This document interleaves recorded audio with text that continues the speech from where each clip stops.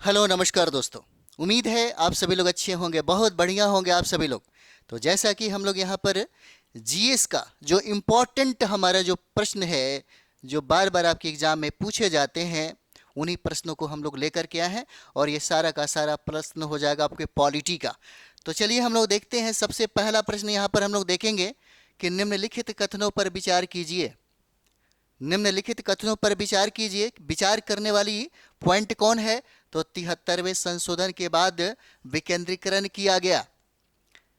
इसमें ऑप्शन दिया गया है निर्णय लेने की शक्तियों का, या पूर्ण व्यवस्था का, या न्यायिक शक्तियों का, या प्रशासनिक शक्तियों का।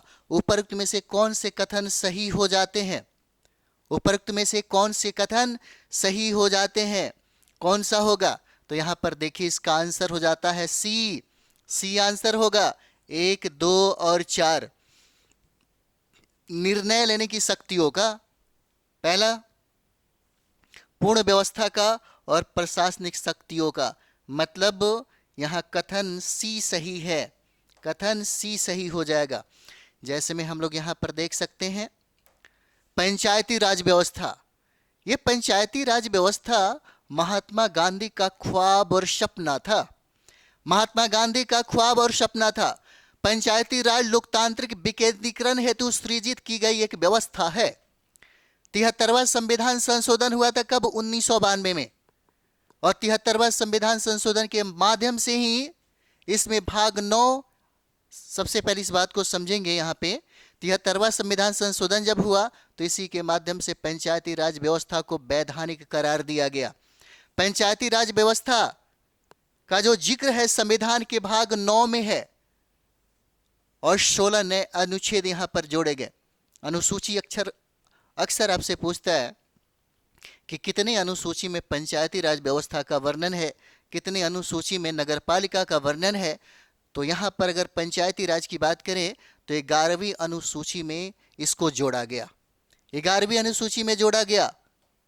इसके तहत 29 विषय पंचायतों के अधिकार क्षेत्र में दिए गए हैं। यह भी पूछा जाता है। जैसे नगर पालिका में आप देखेंगे तो 18 क्षेत्र है ना, उनके अधिकार क्षेत्र में दिए गए हैं। तो पंचायती राज व्यवस्था में 29 विषय पंचायतों के अधिकार क्षेत्र में यहां पर दिया गया। 73वां संविधान संशोधन अधिनियम का उद्देश्य क्या है? तो प्रशासनिक विकेंद्रीकरण है, न कि न्यायिक विकेंद्रीकरण। इस व्यवस्था के संवैधानिक तौर पर अस्तित्व में आने के बाद भारत में न्यायपालिका के स्वरूप में कोई अंतर नहीं आया। जब डीपीएसपी हम लोग यहां पर पढ़ेंगे, डीपीएसपी राज्य के नीति निर्देशक तत्व, तो यहां पर अनुच्छेद 40 का वर्णन किया गया है ना। अनुच्छेद 40 में कहा गया है कि पंचायती राज का गठन किया जाएगा। अनुच्छेद 40 में पंचायती राज व्यवस्था का वर्णन मिलता है। यहाँ पे कई बार यह प्रश्न पूछा गया। राज्य के नीति निर्देशक तत्वों के तहत इसको समाहित किया गया है। इन विषयों में कार्य करने हेतु प्रशासनिक अधिकार भी प्रदान किए गए, है ना।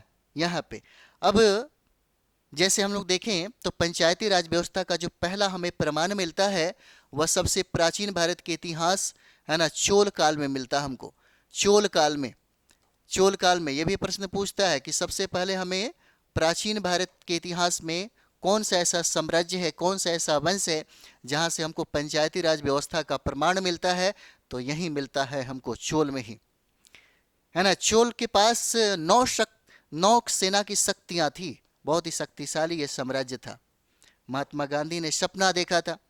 और जब हमारा देश आज़ाद हुआ तो सबसे पहली बार 1959 में, कब? तो 2 अक्टूबर, है ना, 2 अक्टूबर को, क्योंकि गांधी जयंती के दिन ही 2 अक्टूबर, है ना, 1959 को इसे लागू कर दिया गया राजस्थान में।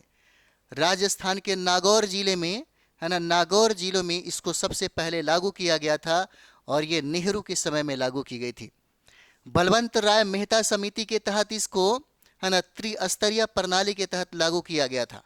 और इसी समय एक और राज्य है जहां पर पंचायती राज व्यवस्था को लागू किया गया था, वह था आपका आंध्र प्रदेश, है ना। आंध्र प्रदेश से दोनों प्रश्न जो है पूछे गए हैं आपके एग्जाम में, ठीक है। चलिए यहां पे हम लोग देखें, निम्नलिखित शब्दों को तार्किक सार्थक क्रम में सजाइए। उपराष्ट्रपति, राष्ट्रपति, है ना, अध्यक्ष, प्रधानमंत्री, सांसद, है ना। अध्यक्ष मतलब होता है लोकसभा के अध्यक्ष के बारे में बात कर रहा है। अब यहाँ पे कहता है कि 5 1 2 3 4 क्या होगा, हमको सजाना है। तो सजाने के क्रम में हम लोग देखेंगे तो सबसे पहले राष्ट्रपति आ जाएंगे, उसके बाद उपराष्ट्रपति आ जाते हैं, उसके बाद प्रधानमंत्री आ जाते हैं, उसके बाद लोकसभा के अध्यक्ष हो जाते हैं, और उसके बाद सांसदों का क्रम आता है। तो क्या होगा यहाँ पे, इसका आंसर हम लोग देख ले क्या हो जाएगा, इसका आंसर सी हो जाएगा, 2 1 4 3 5, है ना, 2 1 4 3 5 हो जाएगा, इसका आंसर सी हो जाता है। जैसे हम देखा जा सकता है भारतीय राजनीतिक प्रणाली में संविधान के अंतर्गत अधिकारियों के वरीयता क्रम में के अनुसार राष्ट्रपति क्या है, सर्वोच्च पद, उसके बाद उपराष्ट्रपति का, प्रधानमंत्री, अध्यक्ष लोकसभा के, और सांसदों का क्रम यहाँ पर आता है। सब पूछा गया सवाल है आपके एग्जाम में, है ना। चलिए, निम्नलिखित में से किसे समुदाय विकास के पहले कार्यक्रम के रूप में स्थापित किया गया था, किसको स्थापित किया गया था यहाँ पे, तो यहाँ पे इसका आंसर हो जाएगा सहयोग आंदोलन होगा, इसका आंसर ए हो जाता है, सहयोग आंदोलन, है ना, सहयोग आंदोलन हो जाएगा, सहयोग आंदोलन। जैसे हम लोग यहाँ पर देख सकते हैं भारत में सामुदायिक विकास के लिए सर्वप्रथम सहकारिता आंदोलन, जिसको कोऑपरेशन मूवमेंट कहते हैं, 19वीं सदी के उत्तरार्ध में प्रारंभ किया गया था। भारत में सामुदायिक विकास के लिए, सामुदायिक विकास के लिए सर्वप्रथम सहकारिता आंदोलन प्रारंभ किया गया, और इसके लिए कोऑपरेटिव सोसाइटी एक्ट 1904 में पारित की गई थी। 1904 में उद्देश्य था सामुदायिक विकास कार्यक्रम का सहयोग करना। प्रश्न में सहयोग आंदोलन शब्द का प्रयोग हिंदी वर्जन में किया गया, जो गलत शब्द है। हिंदी वर्जन में जब इसको करेंगे तो ये गलत हो जाएगा, इसका मतलब भी ऐसा ही, लेकिन यहाँ पे इसके लिए अंग्रेजी में आयोग ने क्या किया, कोऑपरेशन मूवमेंट शब्द का प्रयोग किया है, जो ये यहाँ पे आकर के क्या हो जाता है, सही हो जाता है ना यहाँ पे। अब यहाँ पे भारतीय संविधान के अनुच्छेद 14 में लिखा हुआ कानून के समक्ष समानता किस देश के संविधान से लिया गया है, किस देश के संविधान से लिया गया, तो याद रखिएगा इसको हम कहां से लिए, तो ब्रिटेन से लिए। भारतीय संविधान, अगर कोई व्यक्ति फंडामेंटल राइट्स को समझ जाए तो समझ जाइए कि पूरे संविधान को बेहतर तरीके से समझ जाता है। इतनी खूबसूरत संविधान लिखा गया कि पूरी दुनिया में इसका कोई जोड़ नहीं है, सिर्फ 14 अनुच्छेद को मात्र ऐसे समझा जा सकता है। 14 कहता है, अनुच्छेद 14 कहता है, राज्य किसी व्यक्ति को कानून के समक्ष समानता से वंचित नहीं करेगा, सब बराबर है, कोई ऊंच नीच नहीं है। यह अनुच्छेद जो 14 की हम लोग बात कर रहे हैं, भारत की उस पुरानी व्यवस्था को चुनौती देता है जहां जाति, धर्म, लिंग या पद के आधार पर भेदभाव होता था। अनुच्छेद 14 कहता है कानून सब के लिए एक समान लागू होगा, राजा और आम नागरिक में कोई फर्क नहीं होगा। ब्रिटिश राज में राजा कानून के ऊपर था, लेकिन संविधान में पहली बार कहा अब कोई भी व्यक्ति कानून से ऊपर नहीं होगा। समाज में बराबरी की नींव डाली गई अनुच्छेद 14 के तहत, और यही अनुच्छेद 14 ने दलितों को, महिलाओं को, पिछड़ों और गरीबों को यह अधिकार दिया कि अगर उनके समय उनके साथ अगर अन्याय हुआ, अगर अन्याय हो तो वह न्याय की मांग कर सकते हैं। इसने मनवादी सोच को तोड़कर लोकतांत्रिक सोच को क्या किया, जन्म दिया। समान अवसर की यह लड़ाई थी अनुच्छेद 14। अनुच्छेद 14 कहता है कि अगर सरकार कोई कानून बनाए तो सबके लिए समान रूप से लागू होना चाहिए। इसे विशेषाधिकार की जगह समान अवसर की भावना आई। अगर अंबेडकर साहब चाहते, क्योंकि आप देखते होंगे मूल संविधान में फंडामेंटल राइट्स में 7 प्रकार के फंडामेंटल राइट्स की चर्चा की गई थी। सबसे पहले अगर अंबेडकर साहब को लगा, अंबेडकर साहब ने यही सोचा था कि हमारे भारत के लोगों में सबसे पहले समानता का अधिकार मिलना चाहिए। अगर वो चाहते तो फंडामेंटल राइट्स में स्वतंत्रता की बात सबसे पहले करते, लेकिन उन्होंने समानता की बात की थी। 14 से 18 के बीच में यह वर्णन है समानता का अधिकार। 14 आर्टिकल, 14 पे बहुत सारे मूवी भी बने हैं।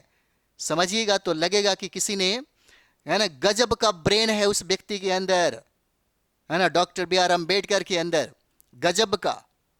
भारत के लोगों के लिए जो दे दिया, भारत के महिलाओं के लिए, भारत के लोगों के लिए, वो कोई नहीं दे सकता, ऊपर वाला भी नहीं दे सकता, है ना। तो यहां पे क्या होगा, इसका आंसर ये हो जाता आपका ब्रिटेन। है ना, ब्रिटेन हो जाता है।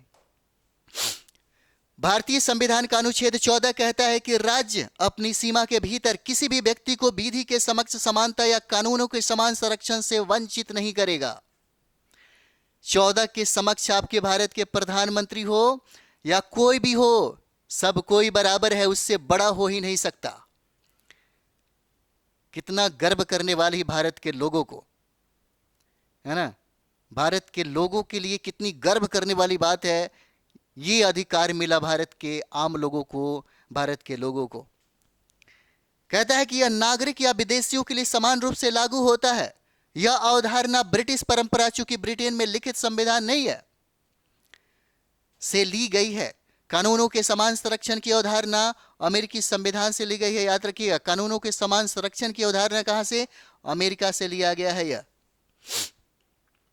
चलिए यहां पर हम लोग देखेंगे भारतीय संविधान को बनाने में कितना समय लगा, तो 2 वर्ष 11 महीना 18 दिन। 2 वर्ष 11 महीना 18 दिन लगा। 2 साल 11 महीना 18 दिन। और जन्म हुआ उस दस्तावेज का जिसने भारत को गुलामी से आजादी की असली परिभाषा दी। इतना लंबा समय क्यों लगा संविधान लिखने में? क्योंकि यह किताब नई क्रांति की आवाज थी। 2 वर्ष 11 महीने 18 दिन में लिखा गया वो संविधान जिसने राजा को भी कानून के नीचे खड़ा कर दिया। हर शब्द में, है ना, हर शब्द में एक जंग थी, हर अनुच्छेद में एक क्रांति थी। यही था 2 वर्ष 11 महीना 18 दिन का संपूर्ण संघर्ष। किसी ने तलवार से देश को बदला तो किसी ने कलम से। डॉक्टर बी आर अंबेडकर साहब ने कलम से आजादी पूरी की। 2 वर्ष 11 महीना 18 दिन, और दुनिया ने देखा कलम से भी क्रांति लाई जा सकती है ना। 2 वर्ष 11 महीना और 18 दिन। भारतीय संविधान के निर्माण और उसके अंगीकृत होने तक संविधान सभा को 2 वर्ष 11 महीना 18 दिन का समय लगा था। संविधान सभा की पहली बैठक 9 दिसंबर 1946 को हुआ था। 9 दिसंबर 1946 को संविधान सभा का पहला बैठक, जिसमें अस्थायी अध्यक्ष चुने गए थे। अस्थायी अध्यक्ष चुने गए थे किसको? सच्चिदानंद सिन्हा को बनाया गया था। सच्चिदानंद सिन्हा। और यही सच्चिदानंद सिन्हा जिनको हम लोग आधुनिक बिहार के पिता कहते हैं, आधुनिक बिहार के पिता कहते हैं, उस समय में सबसे ज्यादा बुजुर्ग थे। ये सबसे ज्यादा बुजुर्ग थे। लेकिन कुछ दिनों के बाद 11, है ना, कब देख सकते हैं, 11 दिसंबर 1946 को बिहार के डॉक्टर राजेंद्र प्रसाद को इसका अस्थायी अध्यक्ष चुन लिया गया, अस्थायी अध्यक्ष बनाया गया, जो बाद में चल करके भारत का पहला राष्ट्रपति बने, है ना। 26 नवंबर 1949 को संविधान अंगीकृत किया गया। कई बार ये दोनों प्रश्न पूछा गया है, कई बार पूछा गया, इसलिए भूल नहीं जाना है, भूलेंगे तो सब गड़बड़ हो जाएगा, है ना। राज्यसभा में प्रतिनिधित्व में शामिल है, राज्यसभा में प्रतिनिधित्व में शामिल है कौन सा? तो राज्यसभा में प्रतिनिधित्व में शामिल कौन सा होगा? याद रखिएगा, इसका आंसर डी हो जाएगा, उपरोक्त में से एक से अधिक होगा। पढ़ सकते हैं, भारत के राष्ट्रपति द्वारा मनोनीत सदस्य, नागरिकों के द्वारा सीधे चुने गए सदस्य और अप्रत्यक्ष रूप से नागरिकों द्वारा उनके प्रतिनिधियों के माध्यम से चुने गए सदस्य। मतलब उपरोक्त में से एक से अधिक होगा इसका आंसर। जैसे देख सकते हैं, संसद की ऊपरी सदन, है ना, ऊपरी सदन को हम लोग क्या कहते हैं? राज्यसभा कहते हैं, और राज्यसभा को अस्थायी सदन कहा जाता है। इसको उच्च सदन भी हम लोग कहते हैं। लोकसभा को निम्न सदन के नाम से हम लोग जानते हैं, अस्थायी सदन है। लेकिन यहाँ पे जब संसद की ऊपरी सदन, उच्च सदन की बात हो रही है, अर्थात राज्यसभा, तो संसद का यह अस्थायी सदन है जिसको कभी भंग नहीं किया जा सकता। इंपॉर्टेंट पॉइंट, क्योंकि यह पूर्णतः कभी भी भंग नहीं होता। भारतीय संविधान के अनुच्छेद 80 में राज्य के सदस्यों के संदर्भ में बात करता है, इसका वर्णन है। कितना? अनुच्छेद 80 में। और राज्यसभा के सदस्यों को मनोनीत करने की जो अधिकार है, राष्ट्रपति को 12 सदस्य को ये मनोनीत कर सकते हैं, तथा 238 सदस्य राज्यों तथा केंद्र शासित प्रदेशों के प्रतिनिधि के तौर पे चुने जाते हैं, है ना। चलिए नेक्स्ट हम लोग यहां पर देखेंगे 7 नंबर सवाल। राज्य का मंत्री परिषद सामूहिक तौर पर किसके प्रति उत्तरदायी होता है? किसके प्रति उत्तरदायी होता है? विधानसभा, राज्यपाल, मुख्यमंत्री। उपरोक्त में से एक से अधिक, उपरोक्त में से कोई नहीं, तो ये हो जाएगा आपके विधानसभा, है ना, विधानसभा हो जाता है।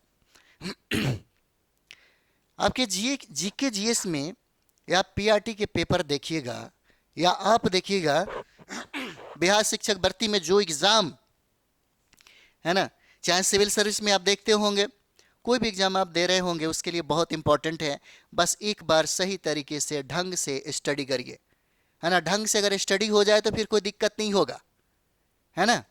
चलिए, तो ये हो जाता है विधानसभा के प्रति। तो विधानसभा के प्रति ये हो जाएगा, जैसे भारतीय संविधान के अनुच्छेद 164(2) के तहत मंत्रिपरिषद राज्य की विधानसभा के प्रति सामूहिक रूप से उत्तरदायी होती है। केंद्र की मंत्रिपरिषद सामूहिक तौर पर लोकसभा के प्रति उत्तरदायी होती है। लोकसभा के प्रति क्या होगा, उत्तरदायी हो जाता है। केंद्र की बात हो रही है। चलिए 8 नंबर प्रश्न हम लोग यहां देखेंगे।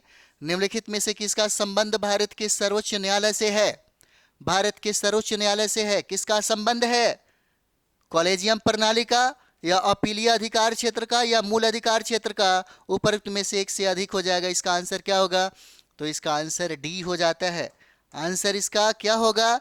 डी हो जाता है ना, डी आंसर है। जैसे भारतीय संविधान के कितने भाग 5 के, है ना, भाग 5 के अंतर्गत अध्याय 4 में सर्वोच्च न्यायालय से संबंधित प्रावधान अनुच्छेद 124 से लेकर के 147 तक इसका वर्णन किया गया है।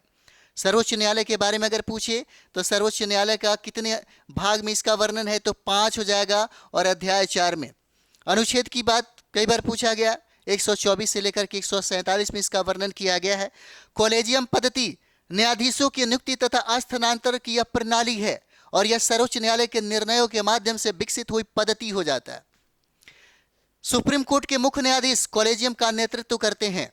भारतीय संविधान का अनुच्छेद 131 के तहत सर्वोच्च न्यायालय की मूल अधिकारिता शक्ति का वर्णन किया गया है। सोच के देखिए। और एक चीज और है, अभी हमको याद भी आया, है ना। एक व्यक्ति जो मानसिक रूप से बीमार व्यक्ति था, उसने सीजीआई पर जूता चलाने का जो अभी बहुत ही वायरल हुआ है वीडियो, है ना। देखिए, सबसे बड़ी बात यह जातीय मानसिकता जो है इसकी देन है, जातीय मानसिकता की देन है। जैसे आप देखते होंगे, अंग्रेजी सरकार जब भारत में अपना राज्य कर रही थी तो भारत के लोगों को भी, है ना, डिसीजन सुनाने का अधिकार दिया गया था, लेकिन सबसे ज्यादा विरोध अंग्रेजी सरकार ने किया था। श्वेत वर्ग के जो लोग जातीय मानसिकता उनके पास जो थी, नस्ल भेदभाव का, वो सामने आ गया कि ये भारतीयों में उतनी ताकत कहाँ है। भारतीय नीच दबे कुचले लोग हैं जिसका मानसिकता बहुत ही खराब है, हमारा डिसीजन करेगा। अंग्रेजों ने ये आंदोलन चलाई थी, तब जाकर के क्योंकि उसी समय अंग्रेजी सरकार थी, और हालांकि अगर देखा जाए तो अंग्रेजों की बात को स्वीकार भी किया था। वही मानसिकता वाले लोग हैं, वही मानसिकता वाले लोग हैं जो ये चाहते हैं कि भाई एक दलित व्यक्ति है ना, सुप्रीम कोर्ट का मुख्य न्यायाधीश है, वो ऐसे कैसे डिसीजन सुना दिया, है ना। वैसे लोगों को सोचिए क्या करना चाहिए, है ना, कितना गलत तरीके से ये, यानी कि अगर कोई व्यक्ति का सुप्रीम कोर्ट के प्रति अगर उसका सम्मान नहीं है तो वो व्यक्ति देशद्रोही है, वो व्यक्ति सबसे गद्दार है। चलिए, तो यहां पर देखेंगे शक्ति का वर्णन है। केंद्र एवं राज्यों के बीच 2 या अधिक राज्यों के बीच के विवाद का निर्णय सर्वोच्च न्यायालय करता है। और अनुच्छेद 132 से 136 तक सर्वोच्च न्यायालय के अपीलीय क्षेत्राधिकार का उल्लेख है। इंपॉर्टेंट है, याद रखिएगा। अपीलीय जो अधिकार है, अपीलीय क्षेत्राधिकार कितने अनुच्छेद से लेकर के कितने अनुच्छेद तक? 132 से लेकर के 136 तक है। ठीक है, यहां से प्रश्न भर भर के पूछेगा आपके एग्जाम में, और जितने भी जो इंपॉर्टेंट है आपके एग्जाम के लिए, सबको हम लोग कंप्लीट करते हुए देखते चलेंगे, है ना। तो मिलते हैं नेक्स्ट वीडियो में। थैंक यू वेरी मच आप सभी लोगों का।